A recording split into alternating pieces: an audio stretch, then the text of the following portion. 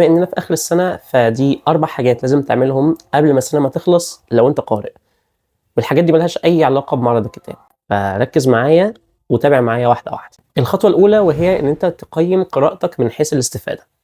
وقبل ما تقفل الفيديو فانا مش بقول لك ايه نوعيه الاستفاده ديت هي متعلقه بالهدف اللي انت حاطه. كلنا بنقرا وكلنا بنبقى حاطين اهداف للقراءه بتاعتنا، سواء احنا محددينه وعارفينه في دماغنا او هو موجود في المطلق. يعني في ناس هدفها ان هي تستمتع، في ناس هدفها ان هي تتعلم، في ناس هدفها ان هي يبقى عندها معرفه في المطلق، في ناس هدفها ان هي تتمنظر على الناس وتبين ان هي بتقرا، في ناس هدفها ان هي تحقق تارجت على جود ريدز. ايا يكن هدفك ايه هو، انا مش مهتم بهدفك ايه هو، ومش عليا ان انا احدد لك هل الهدف ده كويس ولا لا. طالما انت واخد الهدف فالهدف دوت بالنسبه لك هدف كويس. الخطوه ديت معناها ان انت تشوف الهدف اللي انت حاطه بنفسك هل وصلت له في خلال السنه ولا لا. كلنا كقراء او ناس بتقرا عارفين ان القراءه هو فعل صعب في الوقت الحالي. فكره ان انت لازم تمسك الكتاب ولازم تقراه ولازم تخلصه، فكره ان انت اصلا محتاج تسيب حاجات تانية كتير علشان تفضي وقت للقرايه، وفكره ان انت محتاج تسيب هذا الشيء علشان تعرف ان انت تقرا او توفر وقت للقراءه. فمش بعد ما انا عملت كل المجهود ده وسبت هذا الشيء بالمتعه اللي عليه كلها اكون كمان ما وصلتش لهدفي ايا يكن ايه هو الهدف ده.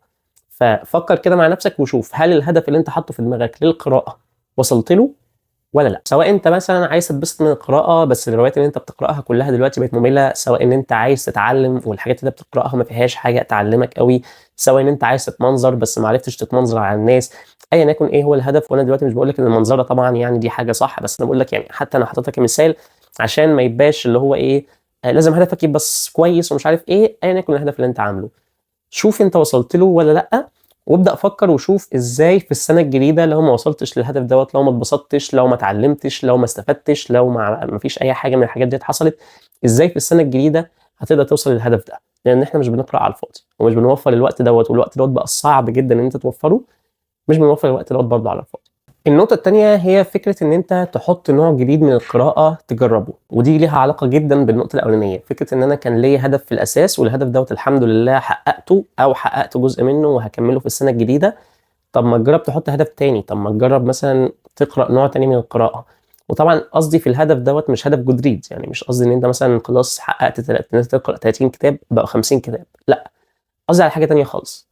وهي فكرة إن أنت مثلا بتقرأ في الأدب النفسي، طب ما تقرأ في آداب الجريمة. طب أنا باقرأ في آداب الجريمة، طب ما تقرأ في الرعب. طب أنا باقرأ في الرعب. طب ما تجرب التاريخ، طب أنا أصلا باقرأ في التاريخ وقرأت عن تاريخ الرومان، طب ما تقرأ عن تاريخ المصريين القدماء، وهكذا. ليه بقى أنا بارشح لك حاجة زي كده؟ لأن دلوقتي العالم كله للأسف بقى مستقطب بشكل صعب أوي. ليه؟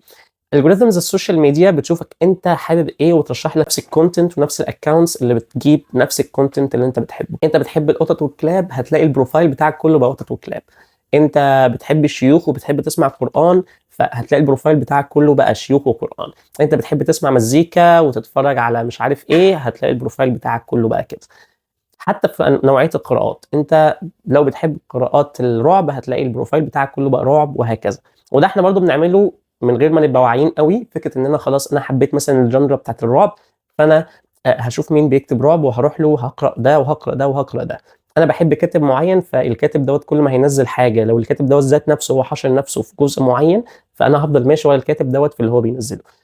مش باقول لك ما تعملش كده، مش باقول لك مثلًا إن الكاتب بتاعك المفضل نزّل كتاب ما تروحش تشتريه أو حاجة زي كده، لأ أنا باقول لك بس إن أنت جرّب تدخّل حاجة جديدة، يمكن الحاجة الجديدة ديّة تعجبك، ويمكن الحاجة الجديدة ديّة تتبسط منها. لإن أنت في الحالة اللي أنت فيها ديّة لو أنت بتقرأ مثلًا رعب بس ما بتقرأش حاجة تانية، فأنت عامل زي اللي قدّامه نهر النيل كلّه، بس هو حاشر نفسه في إزازة مَيّة معدنية عمّال يشرب فيها.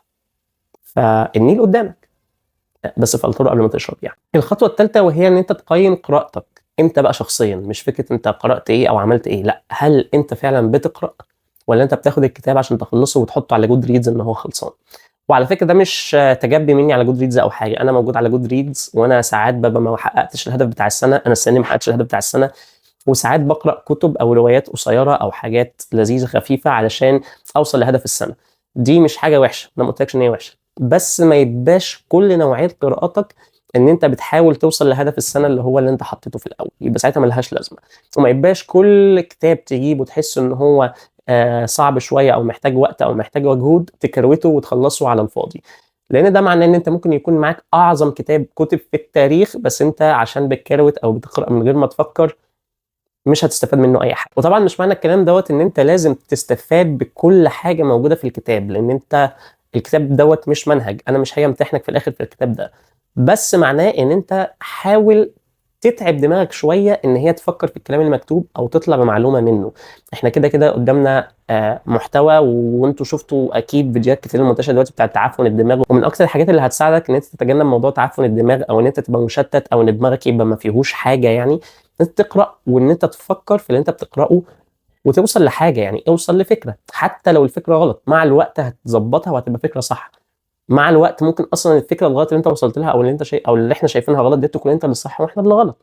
فادي دماغك وقت ان هو يستوعب اللي بيقراه، يبروسس اللي بيقراه، ويطلع منه معلومه مفيده، سواء كانت روايه او كتاب، تطبق هنا وتطبق هنا. الحاجه الرابعه وديت اهم حاجه بصراحه، وهي فكره ان انت لو عندك كتب ما تشتريش. كمان كام يوم هتلاقيني انا وهتلاقي كل الناس اللي موجوده على البوك توك والبوك تيوب وكل الحاجات دي بتطلع تقول لك على كميه من الكتب الرائعه اللي احنا قراناها في خلال السنه واللي عجبتنا جدا، او كميه من الكتب الجديده اللي نازله في المعرض واللي احنا متحمسين لها جدا جدا.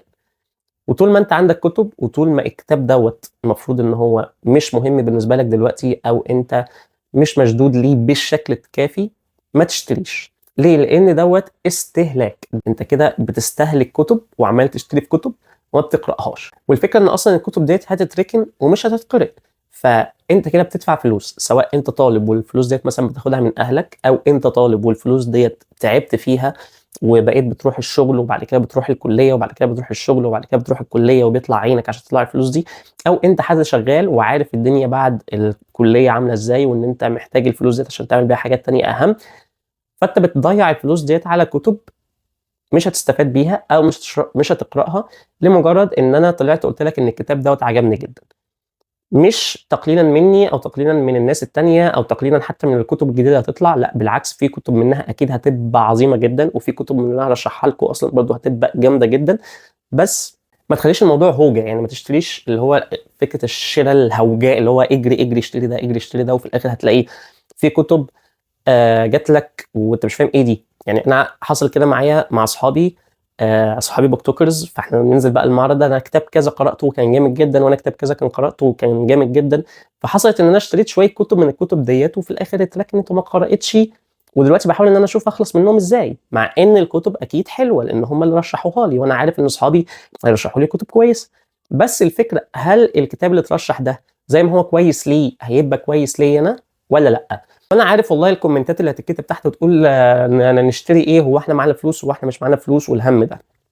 بصوا يا جماعه، انا عايز افهمكم حاجه بس، كل الناس اللي بتقول احنا مش معانا فلوس وكده هتنزل معرض الكتاب، وكل الناس اللي بتقول لك احنا مش معانا فلوس وكده انتوا كده كده هتشتروا كتب في معرض الكتاب، لان انت معرض الكتاب ده السيزون بتاعنا يعني. ف انا مقدر والله ان انتوا مش معاكم فلوس، بس برضو خطط واكتب اللي انت عايزه، يمكن بالصدفه يا سيدي حصل ان انت معاك فلوس، يمكن بالصدفه حصل اي حاجه وجالك اي فلوس من اي حته، فبدل ما الفلوس دي تيجي وتضيع على الفاضي، لا انا مخطط اللي انا عايز انزل اشتريه 1 2 3 4، وسيب برضه بادجت بسيطه للحاجات اللي احنا هنرشحها لك يعني لو انت حابب. فالاساس الحاجات اللي انت اوريدي عايزها، الحاجات اللي انت اوريدي عارف ان هي هتعجبك او ان انت حتى مهتم ان انت تقراها، وبعد ما تقراها تكتشف ان هي حلوه او وحشه ايا يكن، بس انت هتقراها وانت عارف دوت. سيب البادجت الاساسيه لده وحدد ايه هي، وبعد كده الباقي لو اتبقى معاك فلوس ابقى شوف انت عايز تجيب ايه، او شوف مين من البوك توكرز او البوك تيوبرز قال على كتاب حلو وانت عايزه. وحتى لو كتبت حاجه زي كده وما اشتريتهاش فانت ما خسرتش اي حاجه. انا عندي تي بي ار على نوشن، والتي بي ار على نوشن ديت بقى لها حوالي 3 او 4 سنين، في كتب منها من 3 او 4 سنين لحد دلوقتي لسه ما اشتريتهاش، ومع ذلك لما بروح المعرض انا ببقى عارف انا عايز 1 2 3 4، عرفت اجيبهم الحمد لله، ما عرفتش اجيبهم خلاص السنه الجايه هبقى عايز نفس ال1 2 3 4 دول اجيبهم. وتاني بالله عليك ركز في النصيحه دي، لان انا نفسي النصيحه دي هتضرني انا شخصيا، لان انا عايز لما اطلع اقول لك ان كتاب كذا ده كتاب نازل جديد في المعرض، او ارشح لك كتاب جديد انا قراته واقول لك ان الكتاب دوت كذا، او اعمل اعلان مع دار نشر واقول لك ان دار النشر عندها كتب حلوه وخصومات حلوه، فانا محتاجك ان انت كده كده اصلا تروح دار النشر دي تشتري منهم علشان انا ابين ان انا بعرف اعمل ماركتنج كويس للدار. ومع ذلك دلوقتي انا هوت بقول لك ما تشتريش كل حاجه هتشوفها، وفكر في كل الحاجات اللي انت هتشوفها، لان انت هتشوف كميه كبيره جدا من الكتب هتخليك مفلس، معاك كتب انت ما تعرفش ايه دي، او مش عارف هل ده ذوقك ولا لا، او ما جبتش الكتب اللي انت عايزها في الاول. فاعمل خطه وركز وانت في المعرض. بس كده، ده كان فيديو قبل المعرض خفيف كده، او قبل السنه ما تخلص. فان شاء الله نبقى نعمل بقى فيديوهات للمعرض والحاجات الجميله ديت وترشيحات وكل الحاجات دي. بس تاني، ركز وشوف ايه اللي هيعجبك فعلا او اللي انت مهتم بيه فعلا. ولو مش معاك فلوس، اشتري اللي انت كنت محدد ان انت تشتريه من الاول. ويلا اشوفكم في فيديو جاي.